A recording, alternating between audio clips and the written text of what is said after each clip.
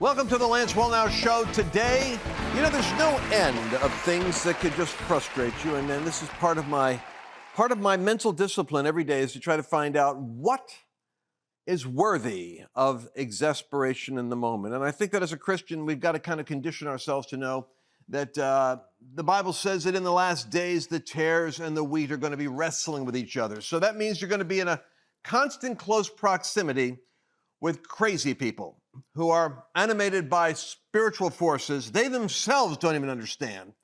And that can wear you out unless you can find, I'm thinking for like relief, I'm ready to do a Relief Factor commercial, but I'm not ready, I don't have the product yet. I want to do my Relief Factor is Jason Mattera. Sometimes you have to find somebody who's writing something that says exactly what you want to say, and it's like, yeah, there you go. And then you click and send it, or you interview them.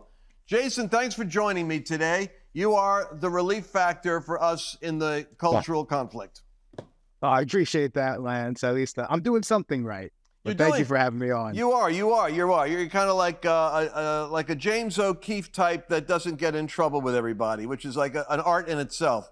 So, Jason, you're like a New York Times bestselling author, which is an achievement if you can do it once. But you did it with these in-your-face type capitalism, liberals who make millions of dollars swiping your tax dollars. Not surprisingly, Mark Levin said it was outstanding. Hollywood hypocrites, the devastating truth about Obama's biggest backers, and Obama's zombies, which was your first book, I believe, How the Liberal Machine Brainwashed Your Generation. Now, so you obviously you've got a bead on this thing. You see. It's kind of like Rush used to have. Rush had a grid, and he put that grid on. It's like those eyeglasses, He could see what was going to come and what game was being played. As many of us were kind of like thinking, how does he know this stuff? Well, there's always a pattern to it. And you picked up on a pattern recently. I want to start with the article that you wrote. I was surprised at how this bothered me. Fat liberationists. Would you please explain to our audience what are fat people up to these days that we need to know about?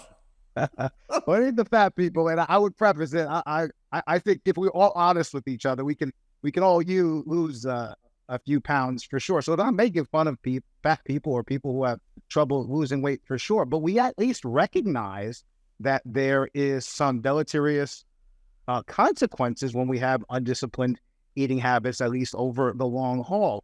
And what we know with the left, and we know with wokeism in general, is what they try to do is have narratives run in these oppression sequences, right? So it's never on, is this true or not? It's always, well, is this narrative or is this instance oppressing one group over another? And usually it started out with, rich versus poor. It segued into black versus white. And then the left started saying, well, over the past few decades, well, they intersect many of these groups, and that's where they got the concept of intersectionality, where they have this victimization bowl of soup, and they throw everything in they possibly can, and it's to make America appear more sinful, more racist, more mean than it actually is. And it's getting to such a ludicrous point that we have these fictional oppression groups who are trying to claim like the new civil rights status. And the new one is fat liberationists, where they're not just saying, "Hey, listen, we think these clothing retail stores should offer us more lines of clothing or something that would be really benign and unobjectionable." They're saying, "No, we're proud of our fatness. We want fatness represented. We're the new civil rights group. We're fat liberationists. We want spaces unto ourselves, and we're part of this marginalized class." And this has sort of been percolating in academic circles where everything does percolate, right? All these weird behaviors, bizarre. The victim groups, they come from some bull session in a professor's study hall. And now we have Dove Soap, like there are corporate entities now, Dove Soap being the latest, sponsoring one girl to be their, I kid you not, their fat ambassador, right? Yeah, ambassador for fat people. And she's going out there and allowing space and allowing her voice to be centered to help other people share their fat liberation story. And they say, fat is not just a feminist issue. It's a racial issue. It's a it's a queer issue. When I grew up, saying queer was a slur, but now they say it themselves. But it's a queer issue. Okay, again, the victimization bowl of soup. So yeah, fat people. Apparently, fat liberationism, Lance, is the new oppression group in this long list of oppressive classes who have some slight against America. All right, so you're saying two or three things that I think are worthy of note. The average person might let it drive past and miss it. One is that there's a machinery for this thing, and academia cooks up the grievances. And then the grievance industry, if it's got something that's marketable, then it goes to the oppression machinery, messaging machine. And then that's where you have the groups that make money off of victimization of a group. And then of course, it goes out from there into mobilizing and politicizing and using these things as wedge issues. And sometimes nefariously, they get lawsuits going and they shut things down. They do lawfare, or they get paid off because of fat shaming or something. But I want to zero in on this. Dove soap, ladies and gentlemen. I want you to know, Dove, you better clean up your act, because we're coming after Dove on this broadcast. Zahana Bryant, the ambassador for the obese, she's represented as a marginalized class, and you're saying here I just realized the irony of the terminology. She's throwing her weight behind the defund the police movement. She's thrown her weight behind Black Lives Matters. She's a big backer of racial preferences in college admissions. It seems to me that if the users of Dove soap, which I picture are people that are seeking a good, clean lifestyle, knew that Dove was behind BLM, defunding the police, racial quotas in colleges, I suspect that they would cringe if they thought it would reflect badly on their brand, don't you? Yeah, but I think a lot of people in the marketing department, and we saw this with Bud Light, we see this with Target, is they think they have to embrace these woke policies in order to stay relevant. Whether they agree with them or not, it's sort of this corporate Fortune 500 mindset where they're the vanguards of progressivism, and they're just starting to, they get ahead of themselves because they start promoting stuff that their actual customers, like, wait a second, I'm not down with that. And there are now more alternatives. So you don't have to get Dove soap, you can get another brand of soap. But it's always interesting, Lance, is like this person, Zahana Bryant, talks about marginalized communities and they need their separate spaces. Why is it that all of these so-called progressive marginalized classes end up with their own corporate sponsorships? Why is that? They're so oppressed that you have Dove soap, you have Target, you have Bud Light, you have all these massively wealthy and name brand companies who are looking to line the pockets of the so-called marginalized classes. And that's because they're not actually marginal. They have great cultural influence and sway. And it's only to serve this larger ideological narrative to make Americans more suspicious of each other, to make them suspicious of Western traditions, to make them suspicious in particular of any Christian heritage that helps shape America. And that's why we have it's not just tearing down statues. When we were dealing that a few years ago, it was symbolic. It was not getting rid of a few Confederate statues that may have made people uncomfortable. It was, how can we get rid of not just these Confederate statues, which this lady Zahana Bryant was actually helping to spearhead as a college activist, but make it representative of tearing down American institutions and rebuilding them in a woke image. And that's what we have here. And it's like, we just can't get away from politics. And it's something that I know, what I love about you is you impress upon Christians. It's like, listen, I know you probably want to stay out of politics. I know you probably want to stay out of these philosophical, ideological warfare, but whether you like it or not, there is someone who's trying to force you into them and forcing you to take a stand. I think many of us are waking up to this point, hopefully, and saying, listen, we got to take a stand. There's plenty of opportunities to purchase other, we can't boycott every company, but there are companies that we can boycott and shame them into making more rational decisions. When I go through, it's like, conservatives never do this, right? When I'm going to get an oil change, I go to Jiffy Lube or whatever, I'm not expecting, a pro-life message, right? I'm not expecting the guy changing my oil to start lecturing me about any pro-life initiative or pro-abortion initiative. It's like, just change my oil. Like, Doug, soap, why are you lecturing me about fat liberation? Whatever fat liberation is. Just sell me soap that's going to make me smell better and clean my body.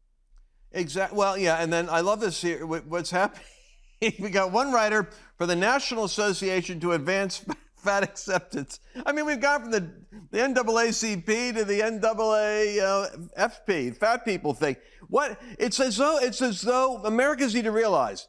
It's like what does Douglas Murray refer to it as? It's the Sir George the Knight phenomena, where he's going off in search of a dragon to slay, and after he slays the dragon, everybody expects him to do an act 2. So he goes forth and comes back with fictional stories because there's no more dragons. Yet once you've dealt with inequality in one generation, you have to make up stories in the next generation to keep the fiction alive.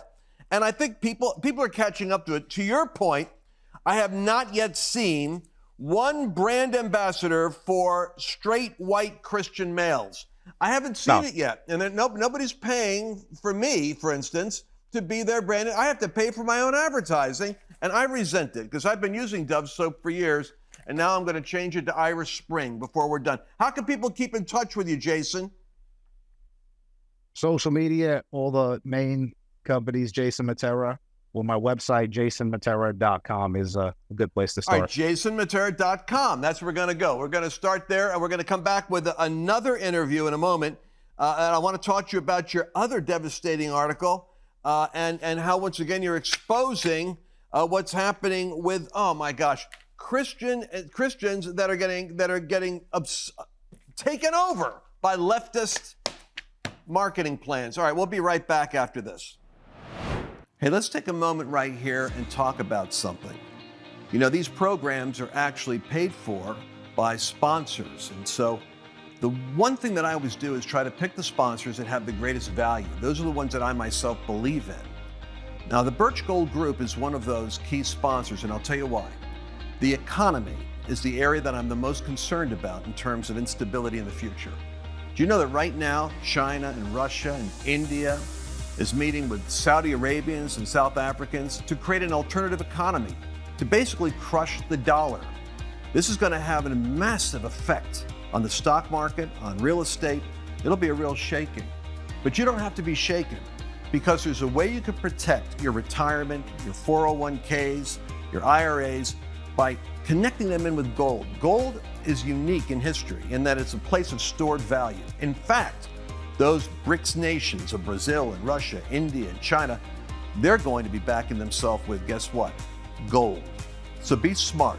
I want you to go to lancewallnau.com/Birch and get a free information kit. Get knowledge, act quickly, don't wait. And they're going to be able to help you make a great decision on what to do. Remember, that information is free with no strings attached. Do it now, lancewallnau.com/Birch.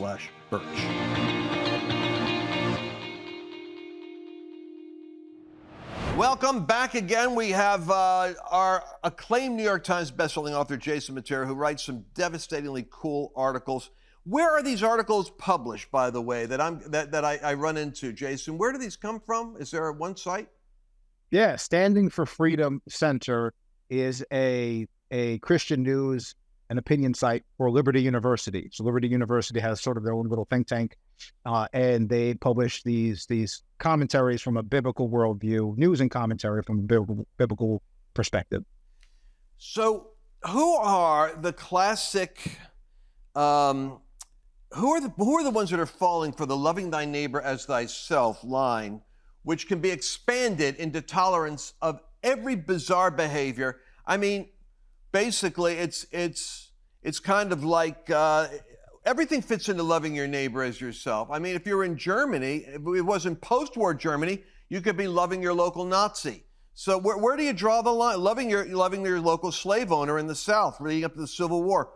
And we look at those things as absurdities, moral outrages. How can you even propose such an idea? But in our own context of moral confusion, we're loving the perverse right now. And we're going to look back on it later as what were they thinking? Bring us up to date. Who are the people that are the most susceptible to this line of embracing every type of wokeism under the guise of Christian charity? Yeah, and that's right. There's been a concerted effort over the last few years by these either outward progressive Christians, right? Or those who are definitely liberal, but they don't have the guts to say that they're liberal. So they try to advocate their left-wing ideology, and they throw in the veneer of the gospel. So every single issue just so happens, whether it's open, like just a lawless immigration system, whether it's buying into the Biden administration's. This portion is too hot to handle for social media. Go to lancewallnau.com/podcast to listen to the entire show. By the way, these same people, when you hear them use this phrase, love our neighbor, and we would agree we should love our neighbor, but always the question is, well, how and by which standard? But these same people who say to love your neighbor, and they then advocate a whole slew of left-wing policies, that love your neighbor line never manifests itself into loving, say, a member of the Proud Boys, right? He's never your neighbor. Or Donald Trump, he's never your neighbor. Or, they're always talking about white supremacy and racism. Oh, but somehow the race, no, can't love them. Oh no, but we got to embrace all these LGBTQIA plus whatever people, because love our neighbor, right? It's using this phrase as a cudgel to bully Christians into refusing to go along with the culture narrative. They say, no, you got to go along with it because we have to love our neighbor, and they never define it. They never. As Christians, we have to look at, okay, you want to say love our neighbor? Well, how is it defined biblically? And yet they never get to that point, because if you define love your neighbor, whether it's starting in the Old Testament, going to the New Testament, it's always defined through the lens of the law of God. And they don't like talking about that, liberal Christians, because it gets them a little skittish. Well, you made an interesting point. The loving the neighbor is never extended to loving your local MAGA, enthusiast. Like you said, you're a Donald Trump person. But it's an act of loving. And so, but you make the point here, wouldn't it be an act of love to our neighbor to secure the border in order to stop the invitation for human trafficking, for the abduction of children and women, for the raping of women, for the fentanyl overdose, for the creation and curation of gangs in the United States, which are going to be coming over the border, or terrorists? Isn't it also love? In other words, you're making the point that it's a one-sided kind of naive, stupid love that is opening the door to the devil, and not closing the door to the devil, because that's also an act of love, to lock the devil out, to bind, to say no. What is it? A cool verse in Titus, I think, is it where the Apostle Paul says, there's a godliness that teaches us to say no. Saying no is something which is also a godly attribute. But who are the churches that are the most susceptible to this? Are these mainline Protestant churches, or do you see this species of strange thing? I saw it happening with the BLM riots. I mean, I saw all kinds of Christians, evangelicals, kind of flag wave out there and saying, well, we love you, we're for you. They're not even realizing it's a Marxist organization takeover of the United States and an assault on marriage as defined by Christians. It strikes me just so bizarre. Yeah, I think largely all Christian denominations could be susceptible to this line of argumentation, but I think you hit on it. It's a lazy form of arguing to say, look, because you can make in fact, they hit the wires today.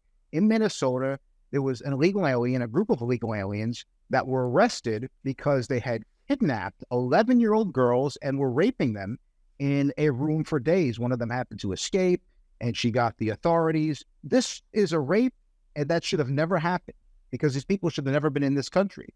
The fentanyl overdoses that are coming over the border are fentanyl overdoses that should never have happened, because we have a lawless, porous border that the Biden administration refuses to secure. So how is it not loving your neighbor to have an orderly immigration process, to know who is coming in, who is leaving, to making sure that communities actually have the resources? I mean, you go to New York City today, and even Mayor Adams, you have Kathy Hochul now saying, we can't, we got to change our laws. Anyone just can't come in here. They're seeing their sanctuary status up close, what it means, and they're saying, no, things have to change. So how is it a loving your neighbor when you're overloading the medical community, you're overloading the school system, you're overburdening neighborhoods that don't have the resources? It's not loving your neighbor.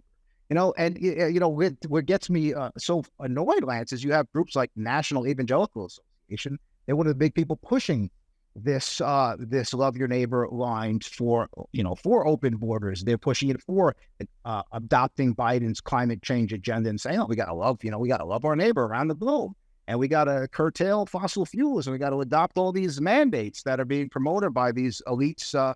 Elites in government. Okay, what about loving your neighbor, especially your lower income neighbor, to make sure he's not paying through the nose at the gasoline tank, at the gasoline pump, or making sure that he can afford a car and not having to be stuck trying to drive a car that's electric vehicle that's out of his reach? You're not loving your neighbor, or are you loving your neighbor around the world, who is forced to actually mine for these rare minerals? Are you loving the earth by this mining that is actually very deleterious for the environment? So it always cuts both ways with loving your neighbor. That's why it's important for Christians to say, all right, Paul, ask a few questions on it. What do you mean by loving your neighbor? By what standard are you loving your neighbor? And can you show me actually biblical support that what you're saying is grounded in God's word? Yeah, to your point, I just came back from talking to 100 or so nations in Jerusalem. I was down there for one of the Jewish feasts, and all the Christian nations come in for Feast of Tabernacles.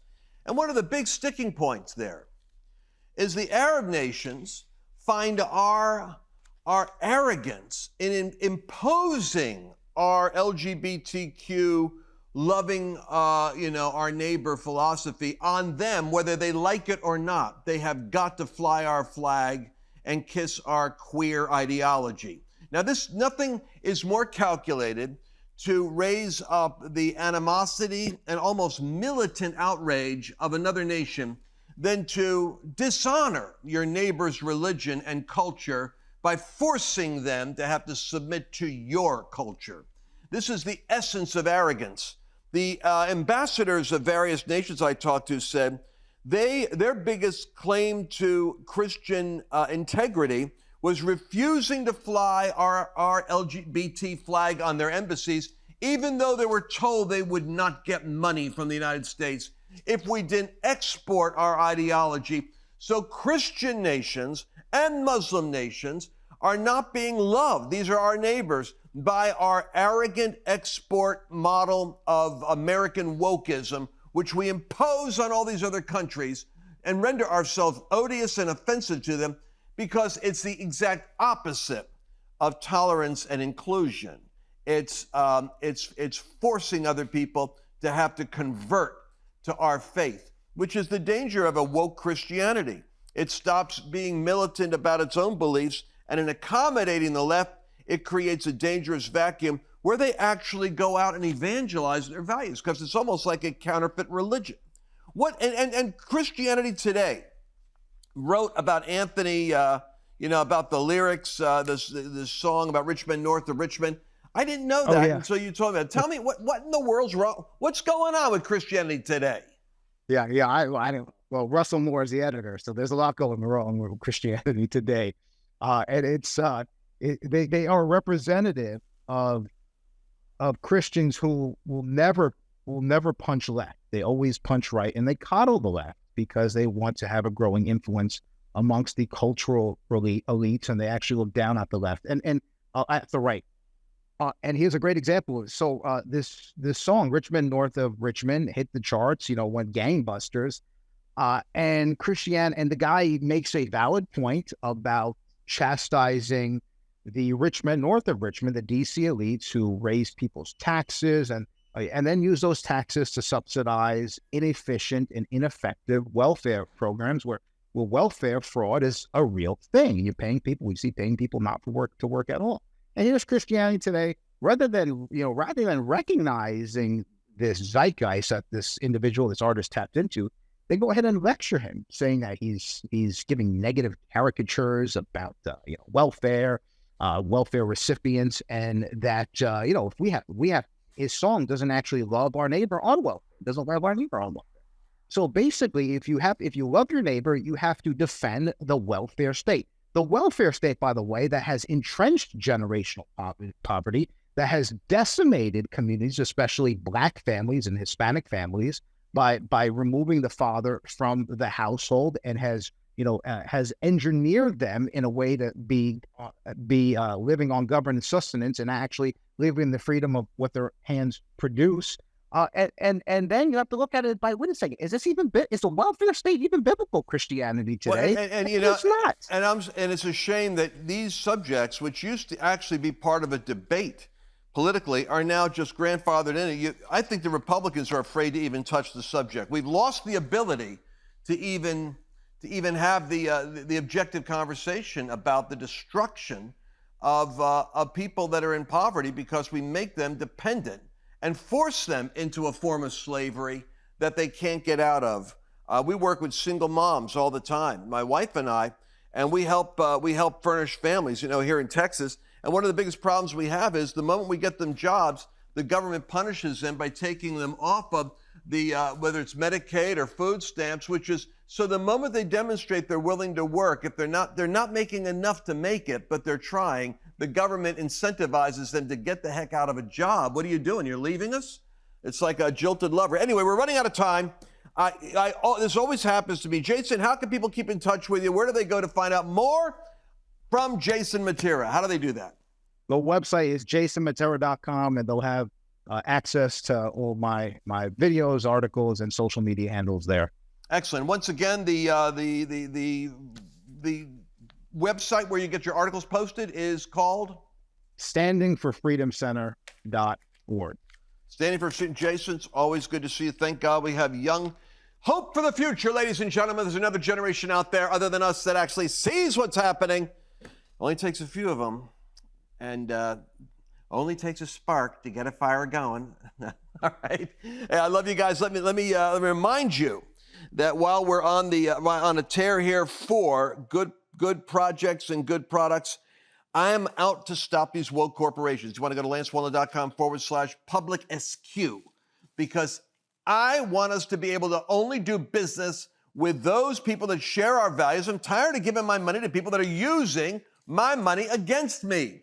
If you've got a business, put your business on this app so we can support you. This is the plan.